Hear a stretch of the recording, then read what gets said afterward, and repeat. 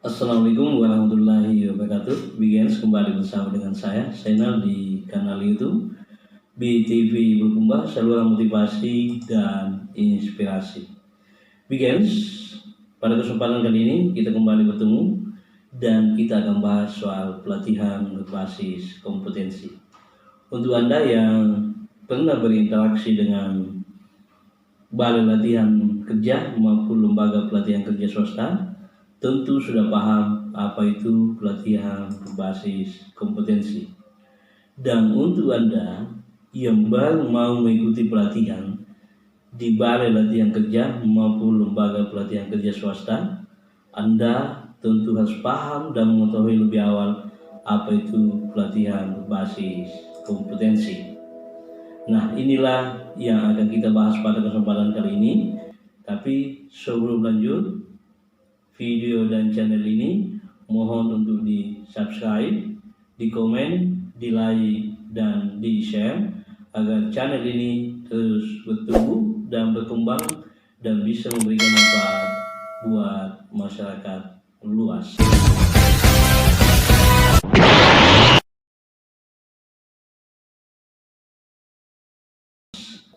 Jadi pelatihan berbasis kompetensi yang dilaksanakan di BLK maupun di LPKS di bawah binaan Kementerian Ketenagakerjaan itu sudah menganut pola pelatihan yang disebut pelatihan berbasis kompetensi, dan itu sudah menjadi standar baku pelatihan yang ada di lembaga pelatihan kerja. Nah, berbicara soal pelatihan kerja, ya, lebih awal kita harus tahu dulu dasar hukum. Dasar hukumnya Undang-Undang Republik Indonesia Nomor 13 Tahun 2003, Bab 5 Pelatihan Kerja, Pasal 9 sampai dengan Pasal 30. Jadi ada 22 pasal yang mengatur soal pelatihan kerja. Kemudian pelatihan kerja juga diatur pada SKB Menaker Trans dan Kepala BKN tahun 2003. Pelatihan kerja adalah keseluruhan kegiatan untuk memberikan, memperoleh, meningkatkan, serta mengembangkan keterampilan, produktivitas, disiplin, sikap kerja, dan etos kerja pada tingkat tertentu berdasarkan persyaratan jabatan dengan metode tertentu yang pelaksanaannya lebih mengutamakan praktek daripada teori. Jadi di lembaga pelatihan kerja atau balai latihan kerja itu praktiknya biasanya 60 berbanding 40%, 60 praktek, 40% teori, atau 70 praktek, 30% teori. Nah, pelatihan berbasis kompetensi biasa juga disebut adalah kompetensi basic training, pelatihan yang memperhatikan pengetahuan, keterampilan, dan sikap yang diperlukan di tempat kerja agar dapat melakukan pekerjaan dengan kompeten. Diperlihatkan dalam bentuk hasil, mengikut sertakan pengetahuan dan pemahaman yang mendukung, mudah dimengerti, merefleksikan tren dan kebutuhan industri masa kini dan masa yang akan datang. Jadi pelatihan itu harus mampu menjawab apa kebutuhan masyarakat hari ini dan apa kebutuhan masyarakat yang akan datang. Pelatihan dianggap gagal, tidak berhasil kalau tidak mampu menganalisa kebutuhan atau kesesuaian antara pelatihan yang diberikan dengan kebutuhan masyarakat hari ini dan yang akan datang. Kemudian pelatihan berbasis kompetensi didasarkan pada outcome siswa yang spesifik, terfokus pada proses belajar dan tidak terfokus pada proses mengajar. Memberikan waktu yang cukup untuk siswa belajar, kemudian siswa belajar sesuai dengan performansi yang baku. Jadi, dalam pelatihan berbasis kompetensi baik yang dilaksanakan oleh BLK maupun LPKS itu menggunakan performansi yang baku. Ada standar yang digunakan, baik standar kompetensi kerja nasional Indonesia atau SKKNI maupun standar kompetensi khusus dan standar kompetensi internasional. Kemudian komponen CBT itu ada 3, yaitu skill, knowledge, dan attitude. Skill itu adalah keterampilan, knowledge itu adalah pengetahuan, attitude itu adalah sikap, pertemuan ketiganya atau irisan ketiganya ini, maka itulah yang disebut dengan kompetensi. Jadi kalau siswa memenuhi ketiga unsur ini, maka siswa yang bersangkutan disebut kompeten. Tapi kalau ada unsur yang tidak terpenuhi dari ketiga unsur ini, maka itu dikatakan belum kompeten. Nilai pelatihan kerja. Pelatihan kerja dapat dikatakan berhasil jika lulusan pelatihan kerja tersebut memiliki kompetensi yang sesuai dengan kompetensi yang dipersyaratkan lowongan kerja atau jabatan yang membutuhkan, sehingga lulusan pelatihan kerja tersebut dapat ditempatkan. Jadi pelatihan kerja itu berhasil kalau memiliki kompetensi sesuai dengan kebutuhan industri atau kebutuhan dunia usaha. Jadi kita harus memahami bahwa pelatihan yang kita laksanakan ini sesuai dengan kebutuhan yang dipersyaratkan. Kemudian konsep pelatihan kerja. Pelatihan kerja adalah upaya memenuhi kesenjangan kompetensi antara kompetensi yang dipersyaratkan pada jabatan atau pekerjaan tertentu dengan kompetensi yang telah dimiliki oleh calon peserta pelatihan.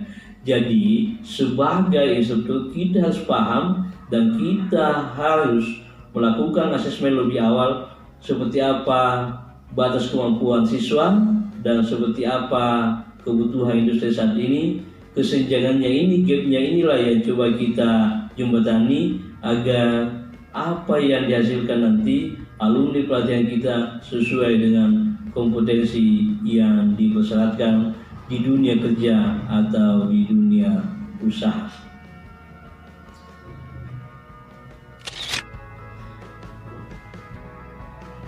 Ya, kemudian apa perbedaan antara pelatihan kerja dengan pendidikan formal?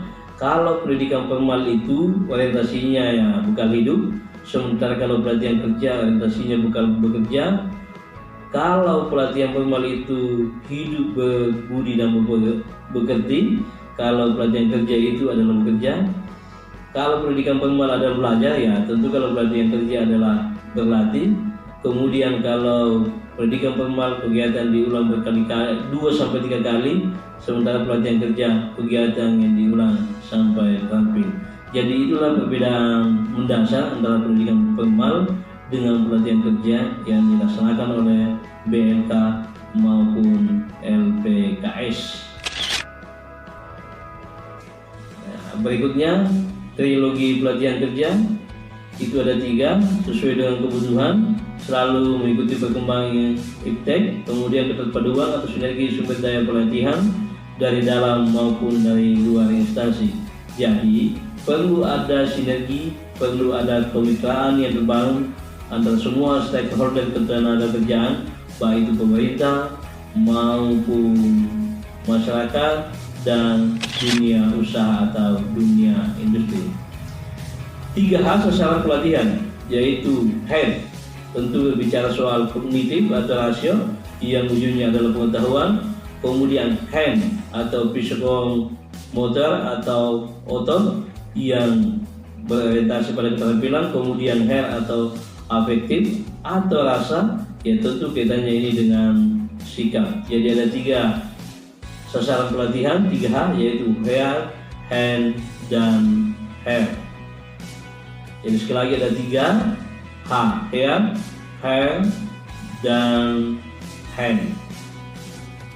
Kognitif, psikomotorik, dan afektif.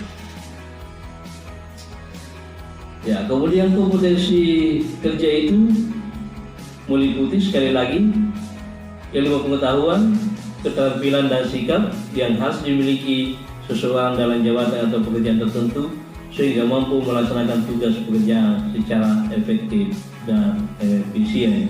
Jadi sekali lagi kembali ditegaskan bahwa pelatihan kerja itu memiliki kecakapan yang meliputi ilmu pengetahuan, keterampilan, dan sikap. Kemudian ada 5 dimensi kompetensi, yaitu task skill, task management skill, job environment skill, dan contingency skill serta transfer skill. Task skill yaitu kemampuan melaksanakan tugas individu, Kemudian task management skill adalah kemampuan mengelola sejumlah tugas yang berbeda dalam satu pekerjaan. Job role implement skill adalah kemampuan menyesuaikan dengan tanggung jawab dan harapan lingkungan kerja sesuai dengan aturan atau SOP. Kemudian contingency skill adalah kemampuan merespon dan mengelola kejadian irregular dan masalah-masalah yang ditimbulkan. Kemudian transfer skill adalah kemampuan beradaptasi dengan lingkungan maupun alat yang baru. Jadi ada 5 dimensi kompetensi: task skill, task management skill, job role management skill, transfer skill, dan contingency skill. Kemudian berikutnya 6 brain kompetensi, yaitu attitude, skill, knowledge, experience, responsibility, accountability, yang biasa disebut dengan ASKERA. A itu adalah attitude, S itu adalah skill, K itu adalah knowledge, E itu experience, R itu adalah responsibility, dan A accountability atau bisa dipertanggungjawabkan, yang biasa disebut dengan ASKERA. Kemudian ciri-ciri orang yang memiliki kompetensi: 1. Menguasai teknis melaksanakan pekerjaannya, mampu mengelola pekerjaannya, mampu bekerja secara rutin dan selalu memperhatikan atau peduli pada lingkungan, mampu mengatasi pekerjaannya dalam situasi gawat dan darurat, mampu menerapkan ilmu pengetahuan dan keterampilannya pada situasi dan kondisi kerja yang baru, serta bertanggung jawab.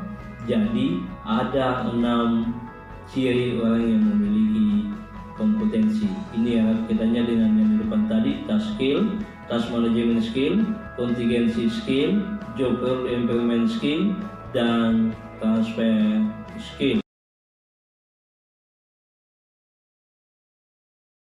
Demikianlah ulasan pelatihan berbasis kompetensi bagian pertama, dan nantikan ulasan pelatihan berbasis kompetensi untuk bagian kedua. Dan sebelum kita akhiri video kita pada kesempatan kali ini, saya mengajak Anda untuk sekali lagi subscribe, komen, like, dan share video dan channel ini agar channel ini bisa bertumbuh dan berkembang.